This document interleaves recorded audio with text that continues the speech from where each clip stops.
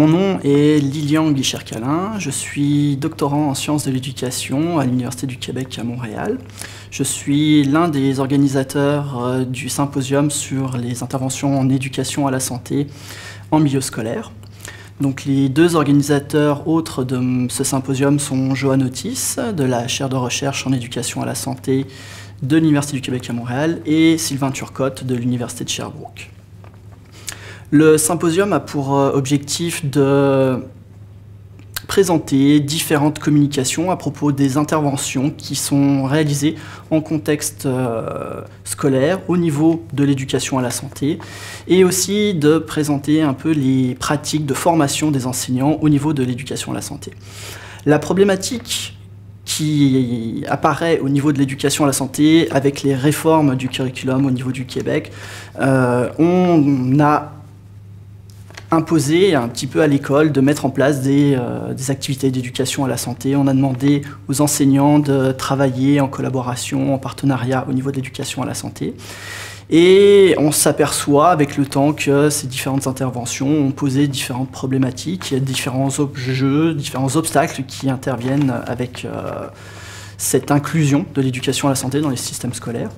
Et on voit aussi que derrière, la formation des enseignants n'a pas forcément suivi. Actuellement, nous avons uniquement les éducateurs physiques à la santé qui sont réellement formés, qui ont des crédits de formation au niveau de l'éducation à la santé. Ce qui fait que l'ensemble des autres enseignants ne sont pas formés pour intervenir sur le domaine généraux de formation en santé et bien-être. Donc l'ensemble des communications vont porter sur soit des interventions, soit des systèmes de formation en éducation à la santé, en milieu scolaire. Nous avons des intervenants qui viennent de différentes universités, l'Université du Québec à Montréal, l'Université du Québec en Outaouais, l'Université du Québec à Trois-Rivières, l'Université de Montréal, l'Université de Sherbrooke et l'Université d'Ottawa. Nous aurons deux invités spéciaux durant ce symposium, Corinne Mérigny de l'Université d'Auvergne en France et Correa Molina de l'Université de Sherbrooke, qui seront nos deux experts qui en plus viendront commenter et synthétiser un petit peu les différentes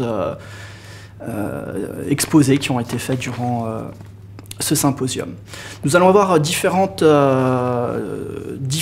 exposés qui vont avoir lieu donc, sur des projets réellement mis en place dans les écoles, parfois sur des problématiques de lutte contre l'homophobie, sur la formation des éducateurs physiques, notamment dans la compétence 3 au niveau de l'éducation à la santé et l'adoption des modes de vie sains. Nous aurons aussi un médecin conseil de l'Institut national de santé publique, Lynn Arcan, qui viendra nous présenter le modèle intégrateur des interventions en contexte scolaire qui a été développé par l'Institut national de santé publique du Québec et qui viendra donc nous présenter le nouveau modèle d'intervention de l'Institut.